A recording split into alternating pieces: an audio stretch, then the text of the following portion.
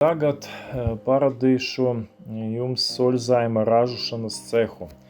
Šeit mēs redzam metāla apstrādes iekārtas, kur notiek metāla griešana, metāla locīšana un citas operācijas, lai izgatavotu konkrētas detaļas. Tagad mēs redzam to vidu daļu, pa vidu tur atrodas stelāžas, kur viņi liek gatavus detaļas jau.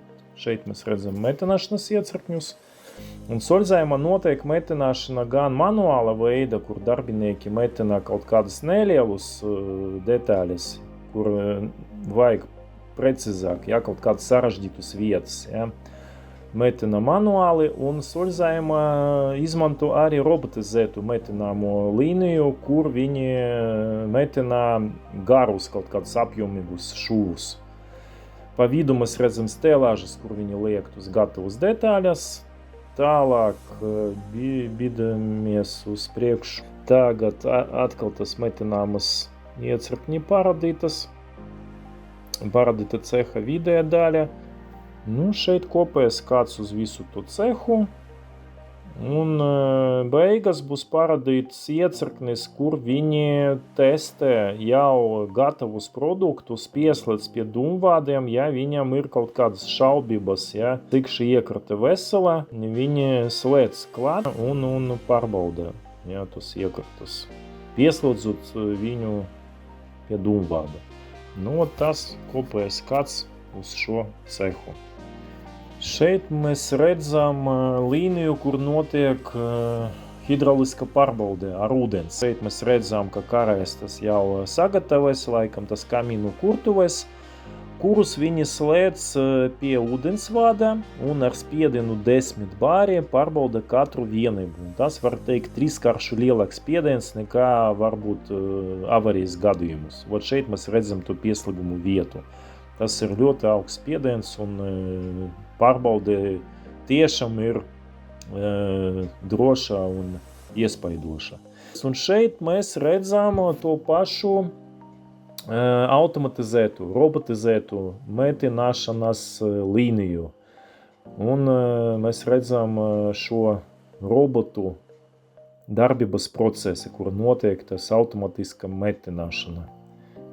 Tas ir pagaidām tas īsais apskats šī rūpnīcas daļas. Šeit mēs redzam metināšanas iecirkņus, redzam divus darbiniekus, kuri strādā ar, viens tur, šīs strādā ar metināšanu, kādas tur detaļas viņš metina, un blakus cilvēks apstrādē jau kaut kādu gatavu elementu manuāli. Nodarbojas ar to apstrādi.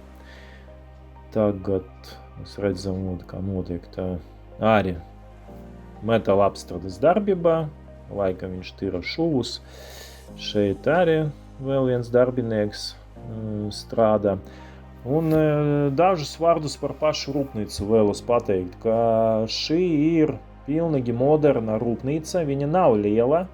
Rūpnīca strādā aptuveni 150 cilvēki, bet rūpnīca no nulles bija uzbūvēta 6 gadus atpakaļ, sākta būvniecība 20. gada, un šo rūpnīcu uztaisa Zviedri. Nība grupa investējusi uz šo rūpnīcu vairāk nekā 10 miljonus eiro. Un tagad faktiski var teikt, ka šī rūpnīca viena no modernākajiem šī nozare Eiropas Savienībā. Šeit mēs redzam krāsošanas līniju.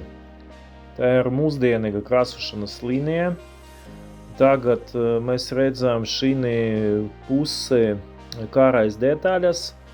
Un šeit notiek detaļu pirms krāsošanas apstrādē. Detaļu mazgāšana, tīrišana, un pēc tam viss tas konvejeris automatiski brauc visu to līniju un izmantojas visas mūsdienīgas krāsošanas veidi, gan pulveru krāsošana, gan krāsošana ar šķīdu krāsu, gan galvanizācija, gan arī tur tālāk galā mēs redzam lielus iekratas tur tālāk stūrī, kur notiek detaļas žāvēšana. Mēs redzam šeit lāzera griešanas tādu daudzstāvu līniju, kur apakšpuse notiek tāpat griešana, un pēc tam tas detaļas mainas, un kaut kur brauc uz augšu, citas detaļas brauc lejā, un tur notiek tā griešana, un tāda veida pilnīgi automatizēti notiek detaļu lāzera griešana. Vēlāk mēs parādīsim, mēs brauksim uz Soļzājuma noliktavu,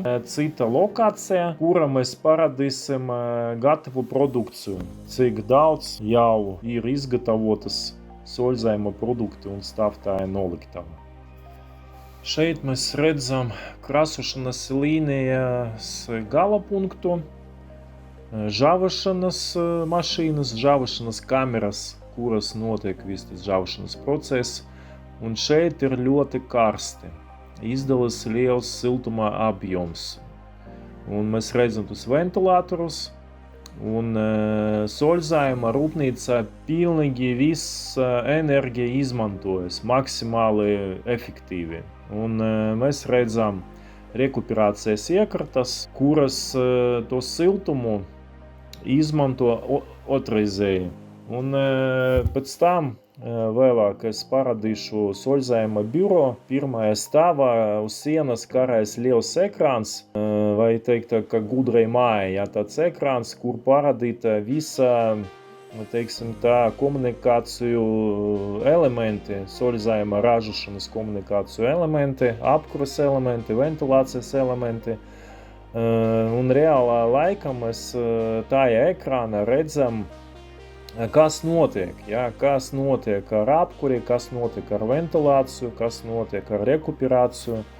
Un jūs sapratīsiet, cik mūsdienīga šī rūpnīca ir. Tagad mēs ienācam otrajā ražošanas daļā, kur mēs redzam noliktavu, kur visas saražotas detaļas uzliekas uz tiem stendiem.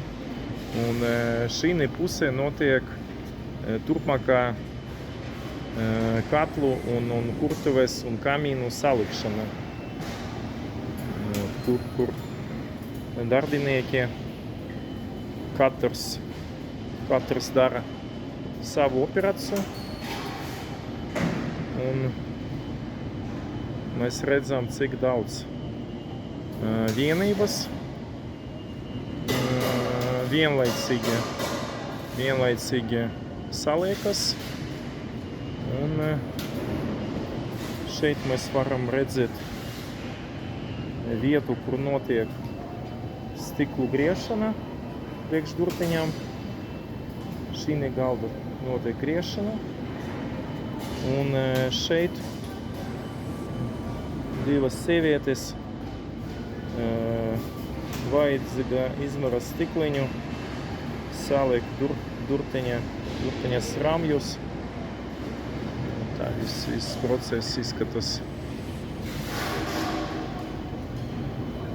Un laikam tad, kad mēs aiziesim līdz gala punktam, vēl īsu parādīšu momentu. Šeit parādīšu vēl vienu procesa daļu. Šeit mēs redzam gatavus granulu kamīnus. Iepakošanas zona.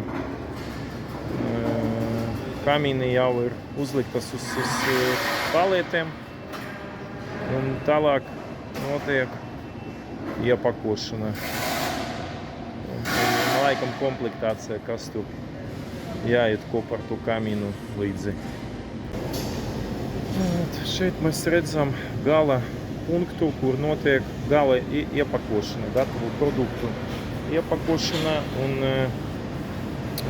vēlos pievērst jūsu uzmanību, ka ļoti drošs iepakojuma variants, ka tas nav tikai palēte ar maisu, bet šis iepakojums no koka ramja uztaisīts un šāda veida mums ir iespēja pilnīgi droši piegādāt no Portugāles līdz Latvijai gatavus produktus un minimizēt bojāšanas gadījumus. Šeit skatiens uz visu ražošanas, neražošanas, šeit var teikt salikšanas, ražošanas daļa, kur notiek salikšana un kur notiek iepakošana un tālāk ar kravas mašīnu, tas viss brauc uz noliktavu citā vietā, kur es parādīšu vēlāk. Tagad es vēlreiz atnācu pie Soļzaimā biroja telpu, foje, un vēlos parādīt šos ekrānus, šo ekrānu, kur mēs redzam pilnīgi visu ražošanas apkuras sistēmu tekoša laika, kur mēs šī ekrāna visam visus komponentus un kā schematiski, kā viss ir saslēgts un kā darbojas. Ļoti moderns risinājums un droši jūs varat izvēlēties sadarboties ar mani, ar Powerter un ar Soļzaima produktiem, strādāt ar Soļzaima produktiem.